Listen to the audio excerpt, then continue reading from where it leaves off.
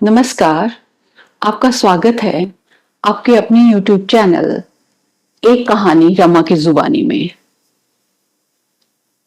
मैं रमा हर सप्ताह आपके लिए एक कहानी या कविता के साथ प्रस्तुत होती हूँ। तो उसी श्रृंखला को आगे बढ़ाते हुए आज मैं एक कहानी के साथ प्रस्तुत हूँ। कहानी मोहम्मद जमील अख्तर की लिखी हुई है और कहानी का शीर्षक है टूटी हुई सड़क। तो सुनते हैं कहानी टूटी हुई सड़क। वो एक छोटे से गांव की एक छोटी सी सड़क थी जिसके इर्द गिर्द दरख्त ही दरख्त थे।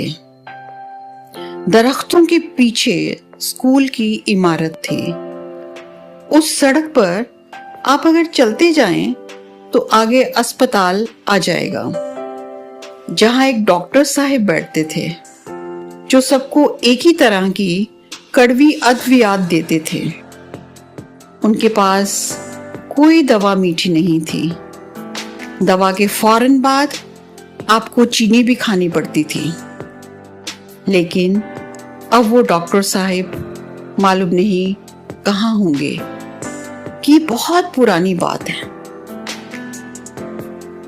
उस सड़क में कुछ भी खास बात नहीं थी, लेकिन मालूम नहीं मुझे वो सड़क भूलती क्यों नहीं। उसके एक सिरे पर बिजली का खंबा नस्ब था। जब रात होती तो बल्ब जलता और सब बच्चे उसके नीचे खेला करते।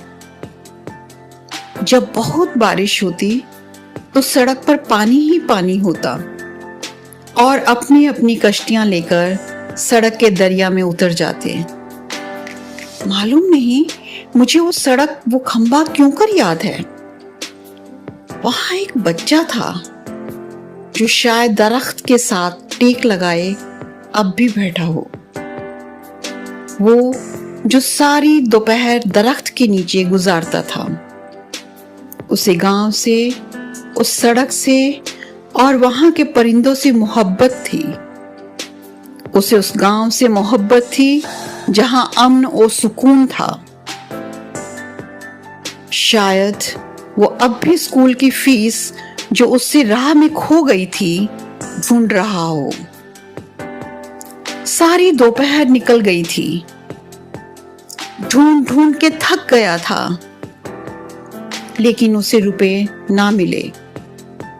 बगैर पैसों के ना वो स्कूल जा सकता था और ना घर। मालूम नहीं वो कितनी बार सड़क पर आया और गया था। वो बार बार सूरज को देखता कि कहीं डूब ना जाए।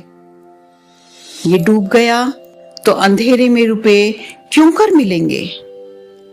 लेकिन सूरज को क्या खबर, सो वो डूब गया। वो परेशान होकर खंबे के नीचे टेक लगाकर बैठ गया। शायद वो अब भी वहां बैठा हो। वो बिल्कुल ही आम सी सड़क थी। वही लड़का कि जो मेरे साथ शहर ना आ सका, अपने हम जमातों से झूठ बोलता था कि सड़क के किनारे दरख्तों में जिन परिंदों के घोंसले हैं वो सारे परिंदे उसके दोस्त हैं। और जब बाकी लड़के नहीं होते तो परिंदे दरख्तों से उतर कर आते हैं और वो मिलकर खेलते हैं। सब कहते थे ये झूठ है, ऐसा भला क्यों कर मुमकिन है। सबने कहा अगर ऐसा है तो हम छुप कर बैठेंगे और देखते हैं परिंदे कैसे नीचे आते हैं। सब लड़के झाड़ियों में छिप गए और वो लड़का दरख्त के नीचे बैठ गया। परिंदे नहीं आए। परिंदों को क्या खबर थी कि वो कौन है, लेकिन वो बैठा रहा। शायद वो अब भी बैठा हो, उसी दरख्त से टेक लगाए, परिंदों को देख रहा हो कि कब नीचे आकर उससे खेलेंगे। वो परिंदे उसके दोस्त थे, लेकिन वो नहीं आए और सब लड़के उस पर हंसने लगे। वो लड़का बहुत झूठा था। वो ये भी कहता था कि मैं बहादुर हूं और मैं अकेला कई लोगों से लड़ सकता हूं। छुट्टी के बाद उसी सड़क पर चलते हुए 4 लड़कों ने उसकी खूब धुनाई की और उसकी शर्ट के बटन भी तोड़ दिए। उसे थप्पड़ पड़ता था और वो जमीन पर अपने बटन तलाश कर रहा था। ठहरो, मुझे बटन उठाने दो। ठहरो, 1 मिनट ठहरो। ये मेरी जेब है। देखो देखो, जेब छोड़ दो। जेब भी फट गई थी, बटन भी टूट गए थे। अब बताओ, तुम्हें तो बड़े कराटे आते हैं, तुम तो कई लोगों से लड़ सकते थे, अब बताओ। और वो लड़के चले गए। उसने बटन तलाश किए। जब सारे बटन मिल गए तो उसे एहसास हुआ कि उसकी कोहनी से खून भी बह रहा है। वो वही सड़क के किनारे बैठकर रोने लगा। शायद वो अब भी बैठा रो रहा हो। मैं भला उसे कैसे साथ ला सकता था? वो खुद बहुत जिद्दी था। हालांकि गांव के हालात अब पहले से नहीं रहे थे। हुआ यूं कि एक जालिम देव ने अपने हामियों समेत गांव पर कब्जा कर लिया। जुल्म की सिहाई रात छा गई थी। सूरज निकलता था लेकिन दिन नहीं होता था। काली सिहाई रात में जिसमें कोई अगर उजाला करना चाहता है तो उसे सजा दी जाती है। गरीब डरे हुए लोग अब आहिस्ता आहिस्ता गांव छोड़कर जा रहे थे। दीवारों दर को अब दीमक चाट रही थी। वो गांव और वो गलियां जहां सारा दिन बच्चों के शोरगुल से मुस्कुरा रही होती थी, अब वीरान होकर सिसक रही होती।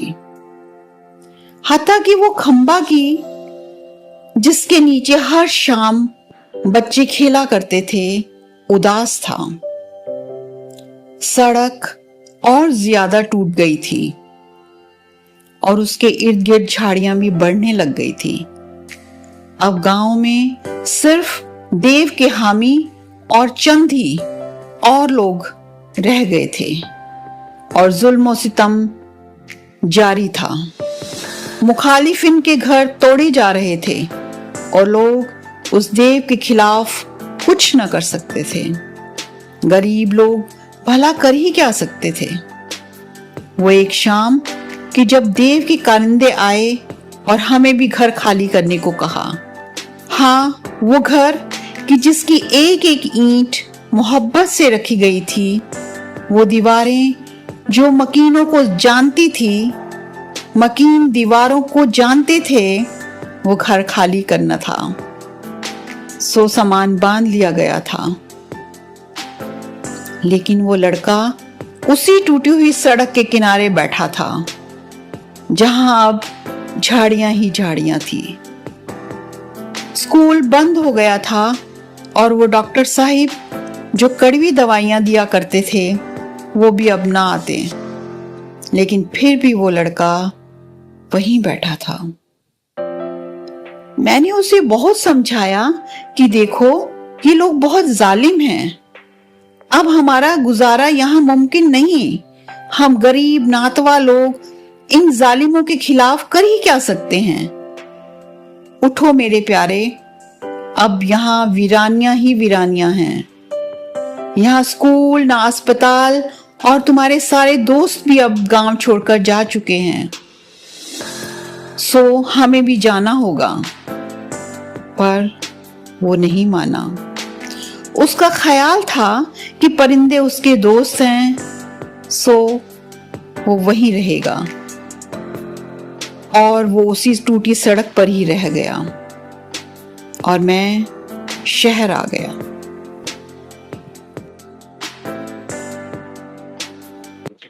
तो ये थी कहानी।